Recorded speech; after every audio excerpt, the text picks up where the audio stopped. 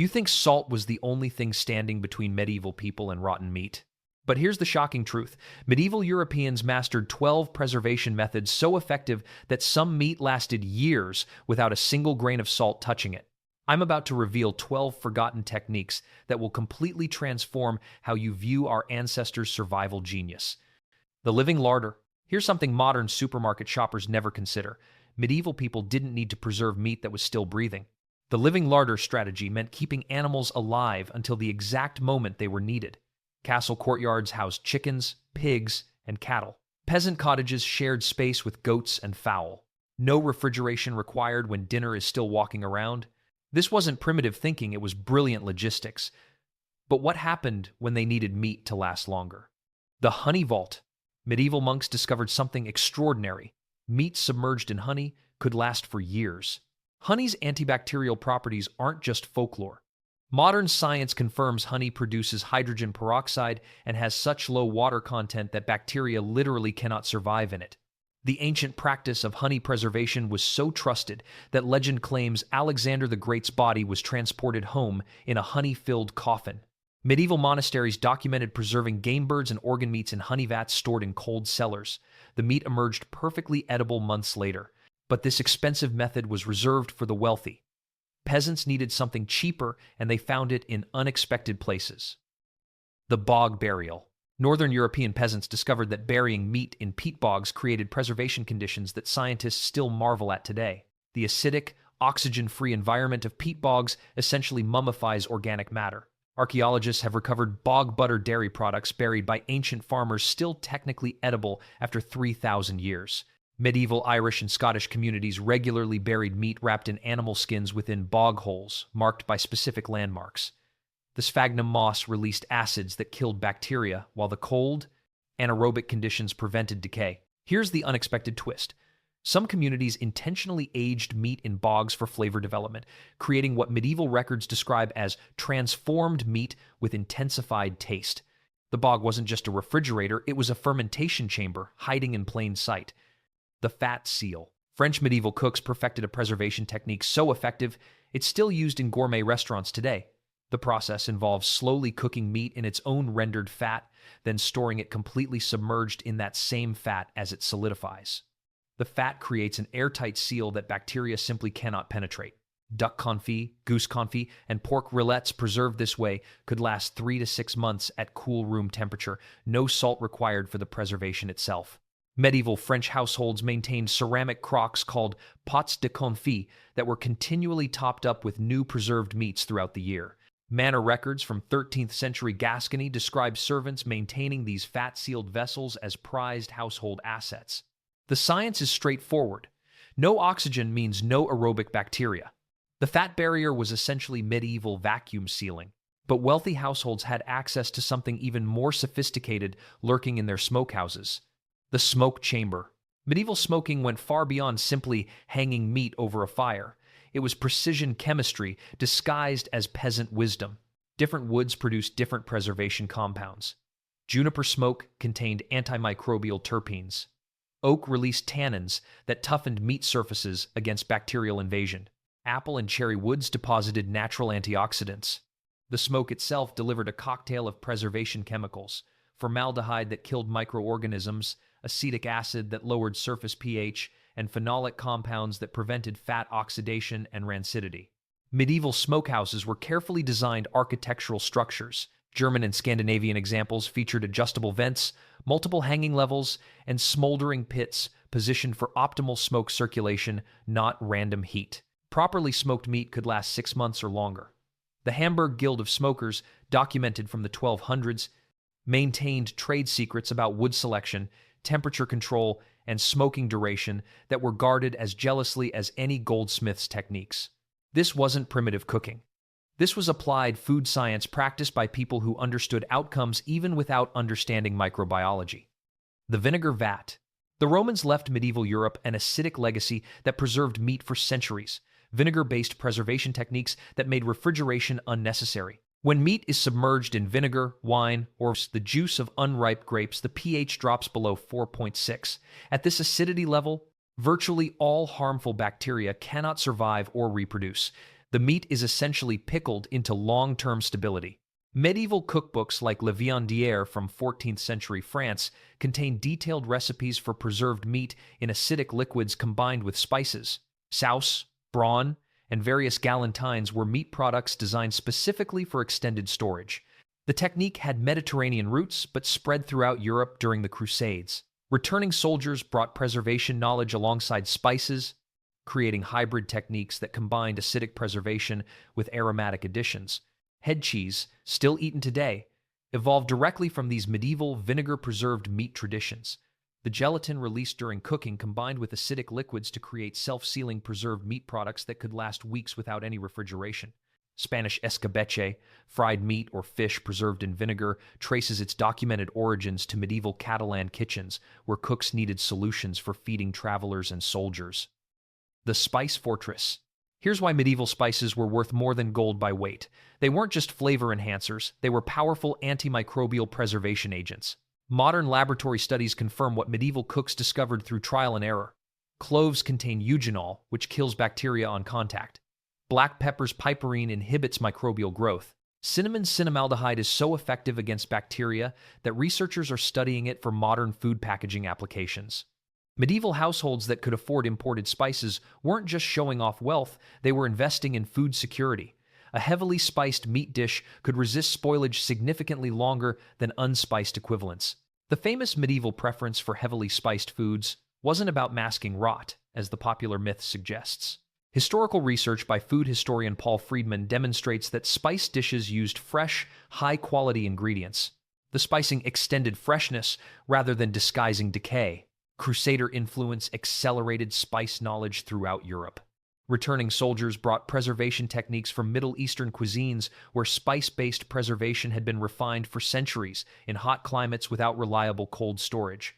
Wealthy households developed signature spice blends, precursors to modern spice mixes, specifically formulated for meat preservation. These blends often combined multiple antimicrobial spices for synergistic preservation effects that single spices couldn't achieve alone.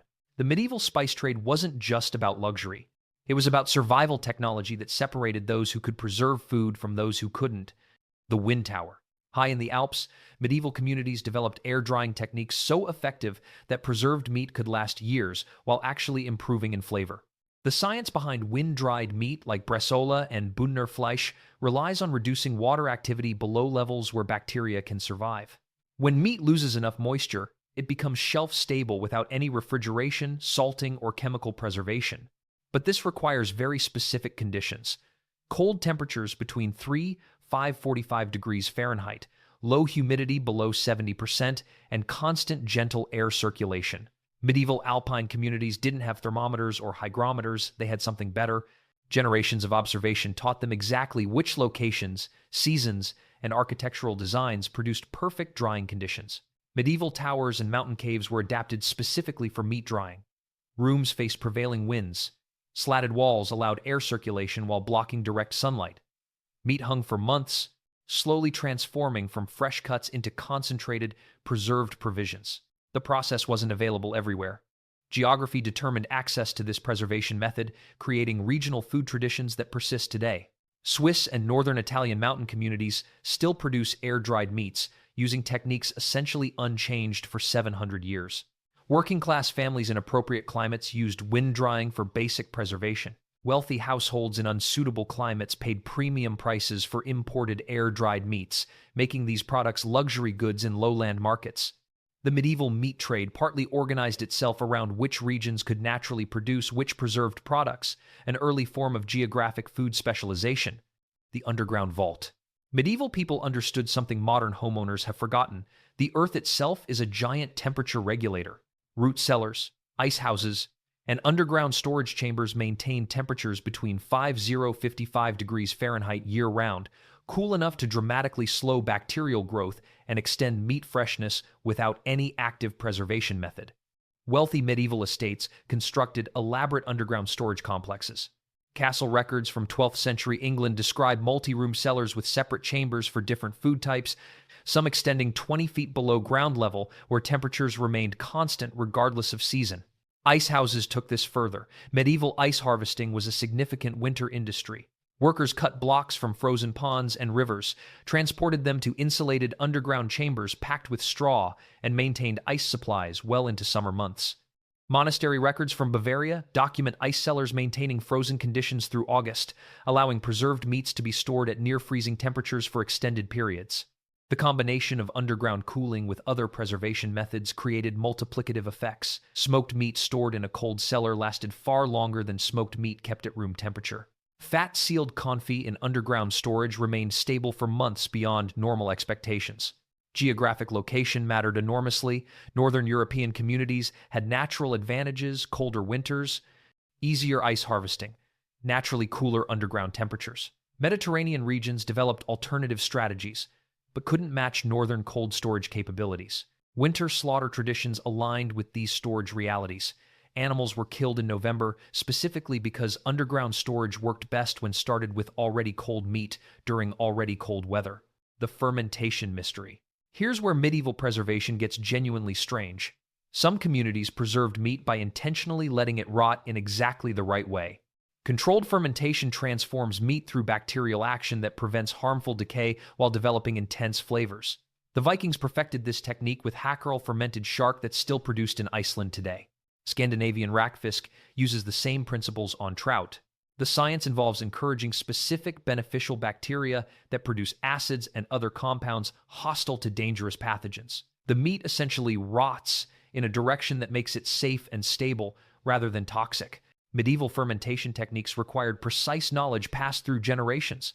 Temperature ranges, timing, container types, and seasonal considerations all affected whether fermentation produced preserved food or dangerous poison.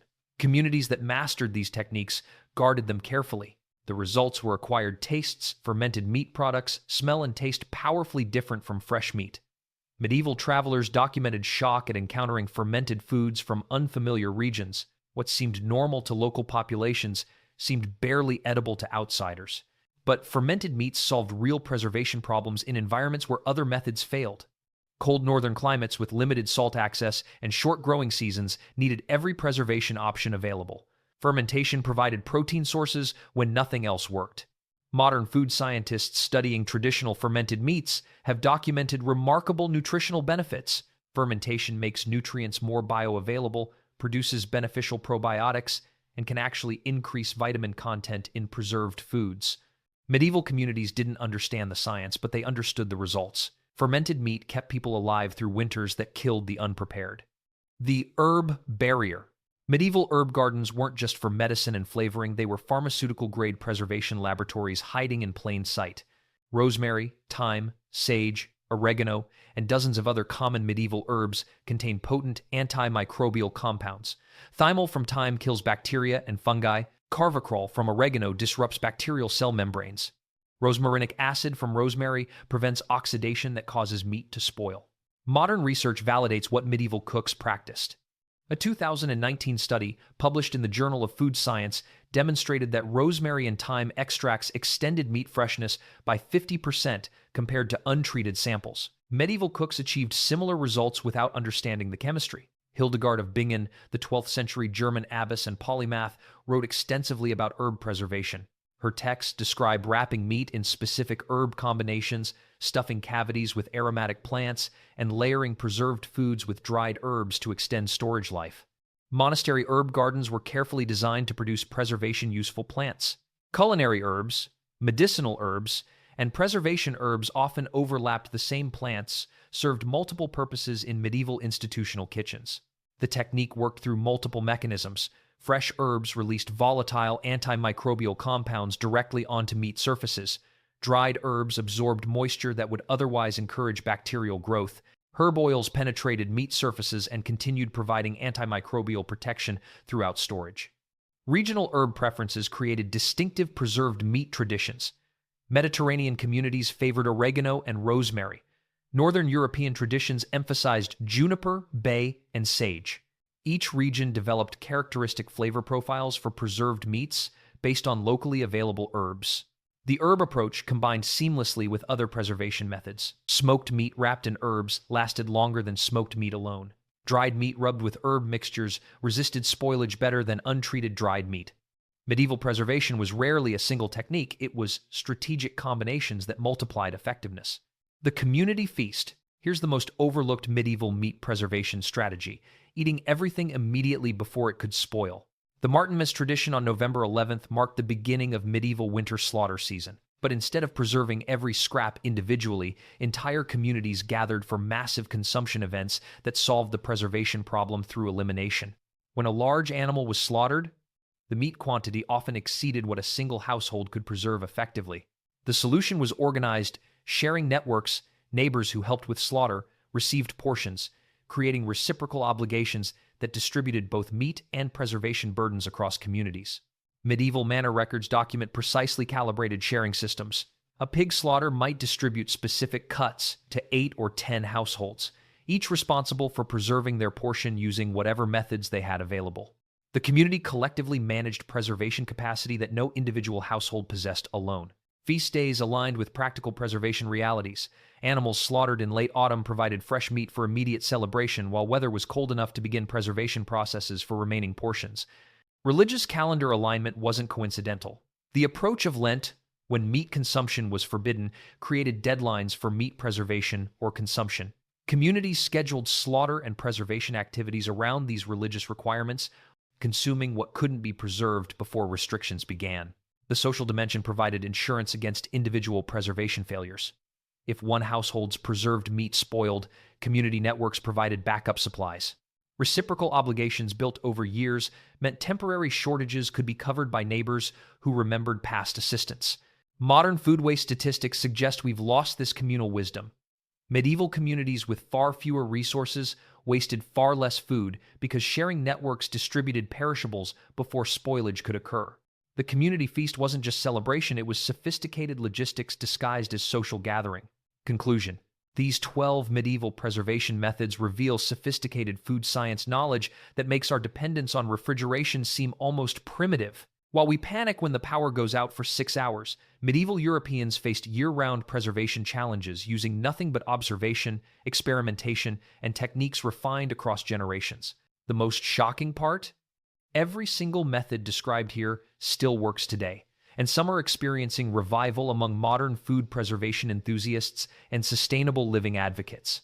You could start implementing these techniques by researching traditional smoking, experimenting with fat sealing for duck confit, or exploring fermentation methods immediately in your own kitchen. Modern food scientists studying these historical patterns report that traditional preservation often produces safer, more nutritious results than industrial alternatives. Want to master these preservation secrets that kept entire civilizations fed through harsh winters? Subscribe for our complete guide to historical food strategies that actually work in today's uncertain world. Don't let modern convenience dependency leave you helpless when centuries of proven preservation wisdom is waiting to transform your food security forever.